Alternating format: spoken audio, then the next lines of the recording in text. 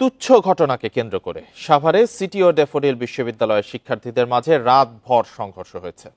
রাত ৯টা থেকে ভোর ৪টা পর্যন্ত থেমে থেমে চলা সংঘর্ষে বেশ কয়েকজন শিক্ষার্থী আহত হয়েছেন। এ সময় বিক্ষুব্ধ শিক্ষার্থীরা অন্তত 10টি যানবাহন ভাঙচুর ও 5টিতে অগ্নিসংযোগ করে। সিটির বিশ্ববিদ্যালয়ের শিক্ষার্থীদের দাবি, তাদের বিশ্ববিদ্যালয়ের এক শিক্ষার্থী ভবনের উপর থেকে থুতু ফেললে সেটি ড্যাফোডিল বিশ্ববিদ্যালয়ের এক শিক্ষার্থীর গায়ে লাগে।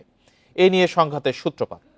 প্রথমে বিষয়টি মীমাংসা হলেও পরে আবারও ড্যাফোডিল বিশ্ববিদ্যালয়ের শিক্ষার্থীরা উত্তেজিত হয়ে সিটি বিশ্ববিদ্যালয়ে হামলা চালায়। সংঘর্ষের সময় সিটি বিশ্ববিদ্যালয়ের প্রশাসনিক ভবন, ক্যান্টিন ও হলে হামলা, ভাঙচুর ও লুটপাট চালানো হয়। সিটির বিশ্ববিদ্যালয়ের শিক্ষার্থীদের দাবি, এক্ষেত্রে প্রশাসন ও পুলিশ নীরব ভূমিকায় ছিল। বর্তমানে সেখানকার পরিস্থিতি থমথমে রয়েছে। সংঘর্ষের ঘটনায় শঙ্কিত এলাকাবাসী।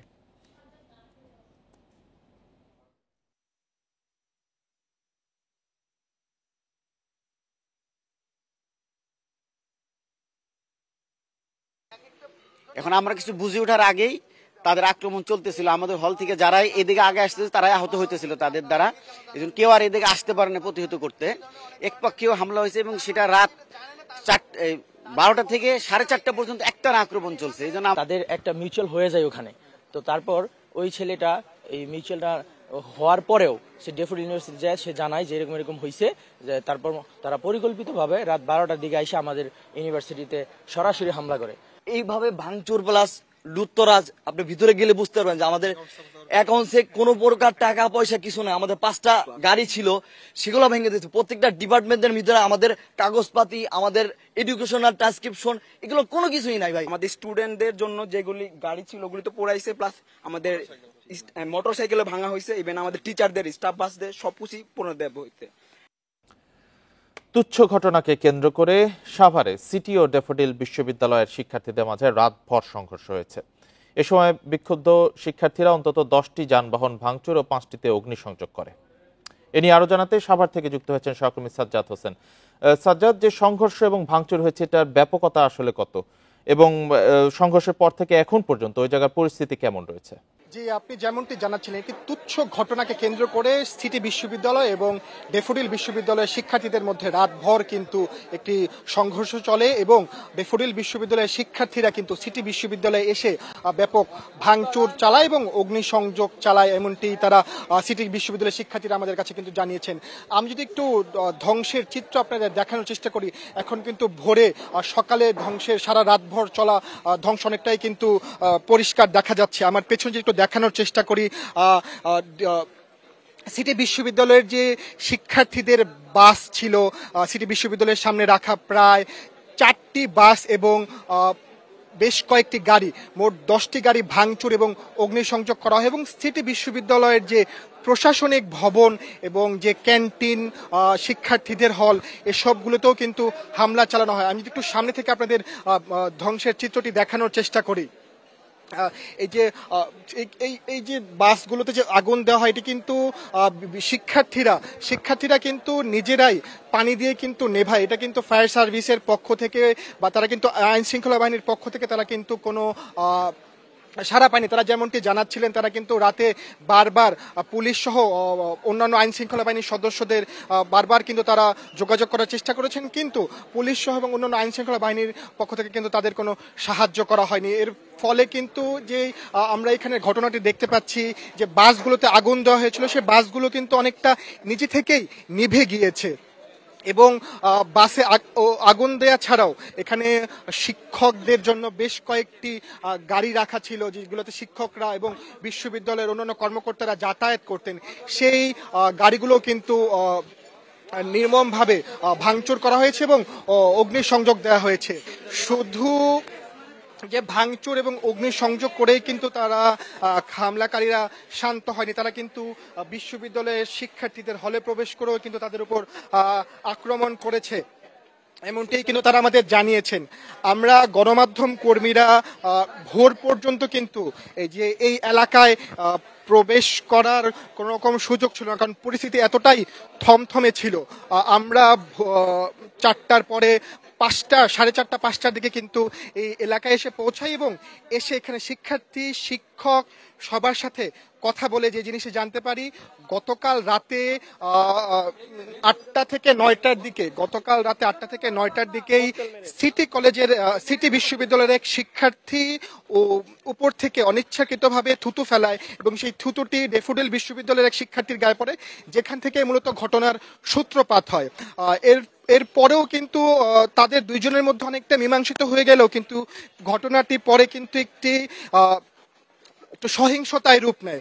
ড্যাফোডিল বিশ্ববিদ্যালয়ের শিক্ষার্থীরা এসে জড়ো হয়ে সিটি বিশ্ববিদ্যালয়ের শিক্ষার্থীদের উপর হামলা চালিয়েছে, এমনটি কিন্তু তারা আমাদের জানিয়েছেন। আমরা দেখানোর চেষ্টা করছি যে এখানে হামলার ভয়াবহতা এতটাই ভয়াবহ যে তারা যে সিটি বিশ্ববিদ্যালয়ের যে দেয়াল, সে দেয়াল পর্যন্ত কিন্তু ভেঙে ফেলেছে। আমরা যেটি দেখতে পাচ্ছি এই মুহূর্তে স্ক্রিনে। আরেকটু যদি আমরা আপনাদের বিশ্ববিদ্যালয়ের ভেতরের চিত্র দেখানোর চেষ্টা করি, আসলে বিশ্ববিদ্যালয়ের ভেতরে যে প্রশাসনিক ভবন আছে এবং বিশ্ববিদ্যালয়টি 5 তলা ভবন, যেই সম্পূর্ণ প্রত্যেকটি তলাতেই কিন্তু আমরা দেখেছি যে ধ্বংসযজ্ঞ তারা কিন্তু হামলাকারীরা চালিয়েছে।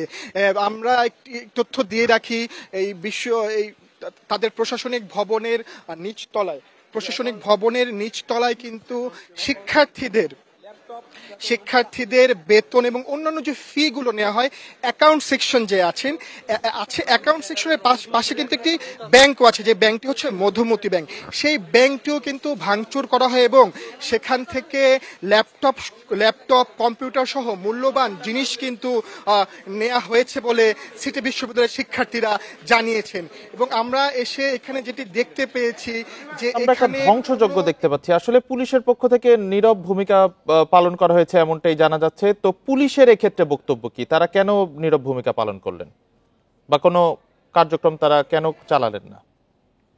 আমরা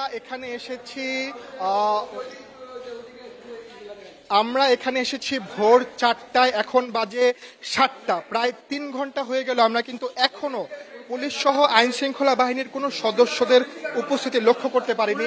এবং শিক্ষার্থীরা যেটি জানিয়েছেন, তারা গতকাল রাতে যখন এই হামলাটি চালানো হয়, তাদের পক্ষ থেকে বারবার 999 সহ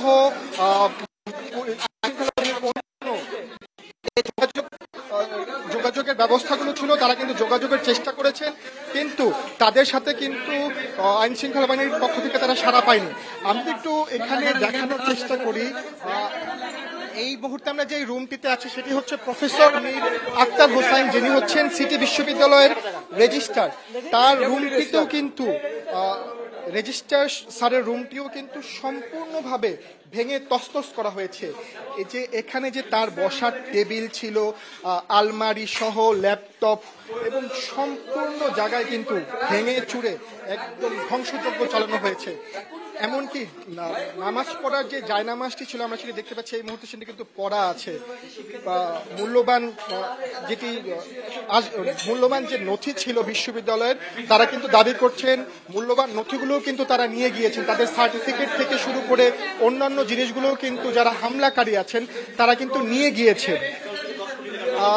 এখানে যদি আমরা একটু ভিসি স্যার এবং প্রো ভিসি স্যারের কক্ষ দেখানোর চেষ্টা করি, সবগুলো কক্ষ কিন্তু ভাঙচুর করা হয়েছে। বিশেষ করে আপনি যদি দেখেন ধ্বংসযজ্ঞ কতটা ভয়াবহ, সিলিং ফ্যান পর্যন্ত কিন্তু দুমড়ে মুচড়ে দেয়া হয়েছে।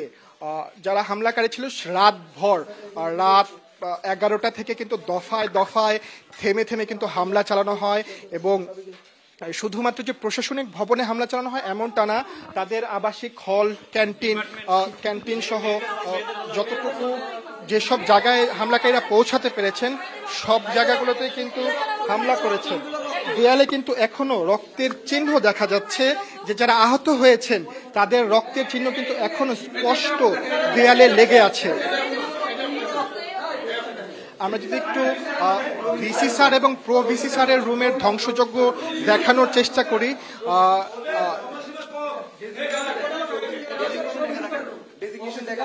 এখানে কিন্তু আমরা দেখতে পাচ্ছি এই মুহূর্তে প্রো ভাইস চ্যান্সেলর স্যারের রুম, যিনি ডক্টর কাজী শাহাদাত কবির, তার রুমেও কিন্তু হামলাকারীরা এসে ব্যাপকভাবে ভাঙচুর এবং হামলা চালিয়েছেন। শুধুমাত্র ভিসি প্রভিসি স্যারের রুম নয়, যে ভবনটিতে আমরা এই মুহূর্তে অবস্থান বিভিন্ন করছি, কক্ষে আসলে ভাঙচুর ধ্বংসযজ্ঞ দেখতে পাচ্ছি। তো একটু জানাবেন যে এই বিষয়ে কি কোনো আইনি পদক্ষেপ নেওয়া হবে কিনা, কিছু জানা গেছে কিনা এই বিষয়ে? এবং বিভিন্ন গুরুত্বপূর্ণ নথি, সার্টিফিকেট, ল্যাপটপ সহ মূল্যবান জিনিস কিন্তু লুট হয়েছে, এমনটি বিশ্ববিদ্যালয়ের সাধারণ শিক্ষার্থীরা কিন্তু আমাদের জানাচ্ছিলেন।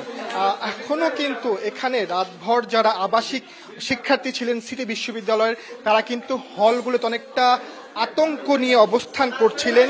যখন এই হামলা অনেকটা থেমে যায় তখন কিন্তু তারা সকালের ভোরের আলোতে বেরিয়ে আসে এবং তারা তাদের বিশ্ববিদ্যালয়ের নির্মম চিত্র দেখে অনেকটাই কিন্তু আবেগে তারা কিন্তু অনেকে কিন্তু আমরা দেখেছি আবেগপ্রবণ হয়ে গিয়েছেন। বিশ্ববিদ্যালয়ের শিক্ষার্থীদের মধ্যে সংঘর্ষ হয়েছে, আমরা দেখতে পাচ্ছি যে সিটি বিশ্ববিদ্যালয়ের কি অবস্থা। অন্য আরেকটি যে বিশ্ববিদ্যালয় ড্যাফোডিল, সেখানে কি কোনো সংঘর্ষ হয়েছে বা সেখানে কি কোনো হামলা চালানো হয়েছে কিনা?